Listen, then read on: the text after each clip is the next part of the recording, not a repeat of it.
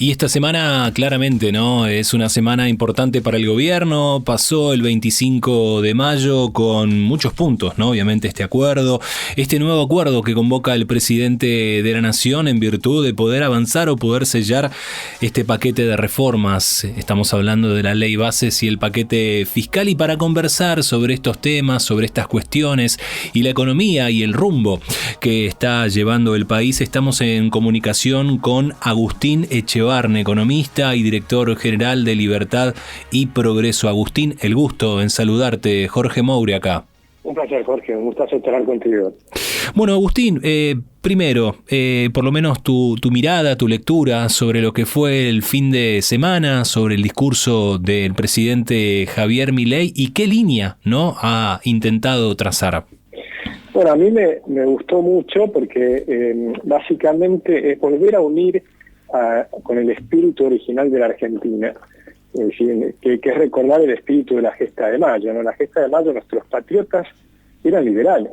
En vez vos tenés los que se reunían en la jabonería de Vieites en aquella época, que estaba Castelli, Moreno, Belgrano, eran todos lectores de los autores liberales. Claro. Por ejemplo, Belgrano era un hombre que fue uno de los mejores promedios, creo que fue el segundo mejor promedio en 500 años de la Universidad de Salamanca. Por eso podía leer autores liberales como Montesquieu.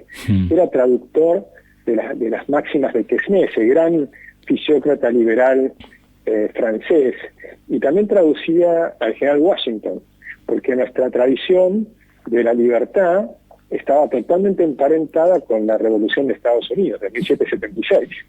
O sea que 1810, 1776 son revoluciones que surgen también de las mismas ideas de la Revolución Gloriosa de 1688 en Inglaterra.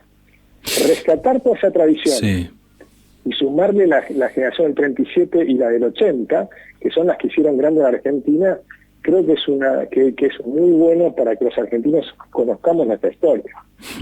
No haber podido tener esa foto, ¿no?, el sábado pasado con los gobernadores, no haber podido, ¿no?, tener el acuerdo en el Senado, en el Congreso con la ley bases, muestra cierta medida de debilidad por parte del Ejecutivo. Es una crítica directamente hacia la oposición. Agustín, ¿cómo lo ves? Bueno, el pacto que está proponiendo el presidente es justamente volver a esa tradición liberal. El problema es que la mayor parte de los gobernadores no son liberales. Y digamos que muchos de los que están participando en el Senado, por ejemplo, tampoco son liberales, sino que son los que fueron elegidos antes. Recordemos que el Senado se elige por tercios. O sea, tendrías que tener 3 veces que gane el liberalismo fuertemente para poder reemplazar y tener mayorías absolutas en el Senado. Así que evidentemente era difícil, a menos que la clase política hubiera tenido la grandeza de decir, miren, la gente cambió de opinión, porque votó muchos años al peronismo, eso está clarísimo, votaba al kirchnerismo mayoritariamente durante muchos años, y ahora se dio cuenta que eso no funciona y quieren probar algo distinto. Entonces podrían facilitar que ahora tengamos, así como tenemos 20 años de prevalencia, y tal vez mucho más, ¿no? Si podemos decir hasta 80 años, pero por lo menos en los últimos 20 fue claramente una tendencia definida en Argentina que era muy difícil de contrarrestar, que ni siquiera cuando gana Macri tampoco tenía el poder en el Senado y muchas cosas tampoco pudo hacer, y además no se animó porque tenía incluso dentro de sus propias filas mucha gente que pensaba bastante parecido al Kirchner.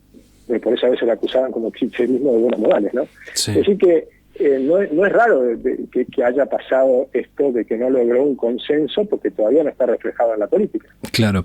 El tema inflación, ¿no? Ya hemos conocido el número del mes pasado, hay muchísima expectativa por lo que va a ser el próximo mes, en donde se habla de 5 puntos, aproximadamente 5 o 6 puntos. ¿Vos también tenés ese número, tenés esa lectura? Sí, nosotros medimos semana a semana la inflación, y la proyección de mayo nos da que va a estar entre 5 puntos y tal vez un poquito menos, pero ponerle 5 puntos. Y claramente marca una desaceleración desde el 25% de diciembre, 25, 20, después 13, después 11, 8,8 y ahora 5, claramente es una desaceleración. Ahora, los siguientes pasos para seguir bajando requieren, te diría que es tan difícil como lo anterior. porque si bien bajaste 20 puntos, estos últimos 5 puntos son los más difíciles. Claro. Eso también tiene que quedar claro. Entonces, el balance Banco Central, que es el origen del problema, se está corrigiendo. Nosotros miramos el balance Banco Central y nos permitía ver en todos los años anteriores que la inflación iba para arriba. Y el gobierno anterior decía que la inflación iba para abajo, los economistas kirchneristas nos discutían en televisión y decían que la inflación iba a bajar, y nosotros decíamos, no, mirá, todo lo que están haciendo es para que la inflación suba. Hoy hacemos el mismo análisis y miramos el Banco Central y vemos que están corrigiendo el problema, duramente, muy dolorosamente, porque la economía, por supuesto, está en recesión, pero están corrigiendo el problema del Banco Central. Compraron 16.000 millones de dólares, empezaron a achicar los pasivos remunerados, bajaron las tasas de interés muy fuertemente, y bueno, estamos en esa situación ahora donde la economía tiene que empezar a rebotar, porque la gente obviamente está sufriendo un ajuste importante. ¿Cuál debería ser el rol de Federico Sturzenegger, Agustín? Porque se habla de su incorporación, se habla de sumarlo al gabinete. Federico hizo un análisis tremendo durante varios años de todas las leyes de la Argentina y fue encontrando todos los lugares donde las corporaciones toman porciones del poder en la ley para sacarle ingresos al Estado. Es decir, y sacarle ingresos al Estado significa sacarle ingresos o protecciones o prebendas a los contribuyentes, que son los que ponen la plata. Es decir, el Estado no tiene su propia plata. Entonces ahí tiene un conjunto de 4.000 reformas que hay que hacer, y el rol de él va a ser ver cómo llevarlas adelante, cuál es la cronología, cuál es la secuencia, de qué forma conseguir, y por supuesto lo tendrá que hacer con otras personas en el gabinete, Guillermo Franco, etcétera. Si una vez que sale a ley bases, hay que empezar a sacar las otras reformas. Tal vez la ley bases será como un primer impulso inicial muy grande, que se fue achicando, porque hoy es un tercio de lo que era, y que sí es fundamental que se apruebe, ¿no? Y yo creo que ahí esa demora que está teniendo los senadores nos cuesta al país que la recuperación sea más lenta, lo cual es tremendo, porque significa que el ajuste es más fuerte. Con el tema energía, con el tema gas, por ejemplo, ¿cómo estás viendo vos este tema, el faltante, los cortes en las industrias? ¿Esto es así? ¿Esto es un signo de alarma, de preocupación?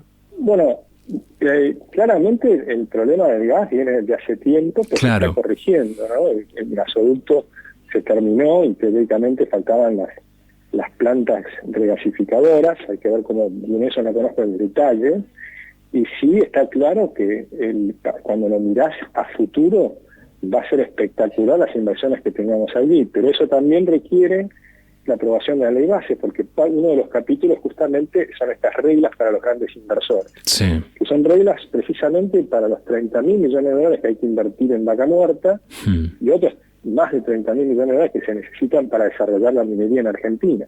Y si comparás Argentina con Chile, tenemos la misma cordillera, ellos son el número 1 los exportadores mundiales de minerales, y nosotros no existimos. Es decir, que ahí falta un desarrollo tremendo.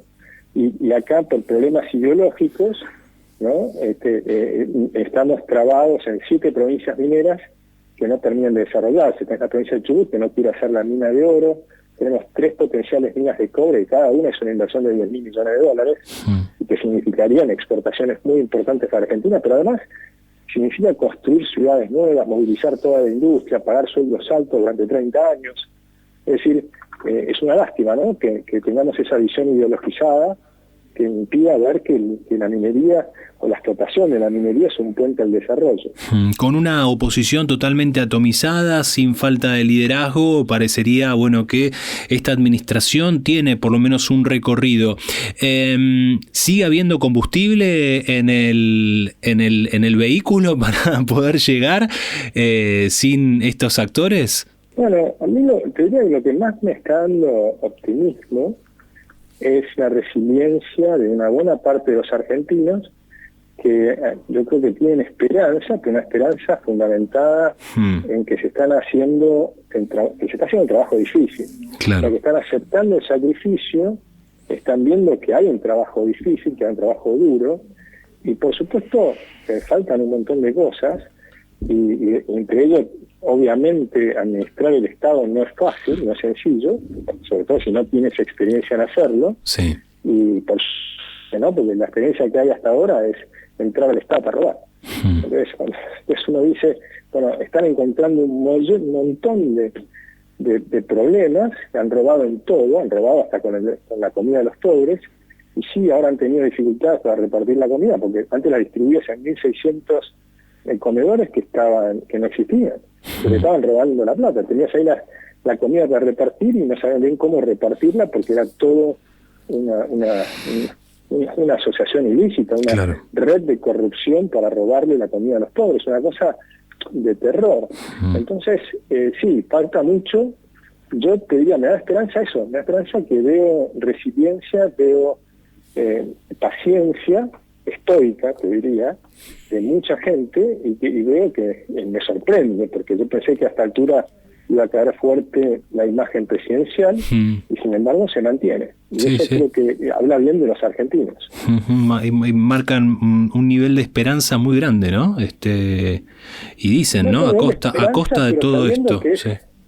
Pero lo interesante es que es una esperanza fundada en el sacrificio, no una esperanza vaga en no se preocupen, yo voy a repartir, yo voy a solucionar todo, porque no es lo que dice el presidente para nada, ¿no? O sea, no es una esperanza vacía, les voy a resolver desde el Estado todos los problemas. Se dice, no, yo simplemente voy a dejar de repartir, voy a achicar el Estado y voy a después bajar los impuestos. Claro. Pero ni siquiera todavía bajó los impuestos. O sea, es una esperanza en que va a empezar a devolver a la gente en cuanto empiece a recuperarse la economía. Eso aumenta la recaudación, y ese aumento de recaudación lo va a invertir en bajar impuestos, en devolvérselos a las personas. Hablando de esa esperanza, Agustín, ya por último, y no robarte más tiempo, ¿cuándo empieza, ¿no?, el repunte económico? ¿Cuándo empieza por lo menos a ver esos datos o reflejado en el día a día, en el bolsillo de los argentinos? Bueno, esa es la pregunta más importante, creo, la que estás haciendo, ¿no? Y me parece que el rebote empieza ahora, pero la segunda parte de esa pregunta es ¿con qué velocidad? Claro. Y nosotros esperábamos que iba a ser rápida la recuperación, y ahora la vemos un poco más lenta, lógicamente, pero por falta de apoyo de la clase política, ¿no? Nosotros pensábamos que la ley de bases iba a salir, reducida, negociada, no los 600 artículos, sino más bien un tercio de eso, pero que iban a darle. Pensá que es el primer presidente que no logra sacar ninguna ley en los primeros 6 meses de mandato. Claro. Lo cual es tremendo, ¿no? O sea, y siendo que fue uno de los que sacó mayor porcentaje, sacó más votos que Cristina Kirchner, ¿no? O sea, sacó 56%. Sí. Y algunos dicen, no, pero en la primera vuelta sacó 30. Sacó 30 más los votos de Patricia Bullrich. Sumales, eso por lo menos hizo 17, sin contar los de la reta. Pero ya ahí tenés 47%. Sí. En la primera vuelta, ¿no? Porque eso es sumando los de la primera vuelta. En la segunda vuelta, 56%. Entonces, evidentemente hay un deseo de los argentinos de cambio que la clase política está trabando y está impidiendo de realizar esos cambios. Y por supuesto eso tiene un costo económico. Un costo económico significa más pobreza. Agustín, muchísimas gracias por este contacto con nosotros. Muchas gracias a ti. Un gran abrazo. Un abrazo grande. Agustín Echevarne, economista y director general de Libertad y Progreso, pasaba por Mañana Sí.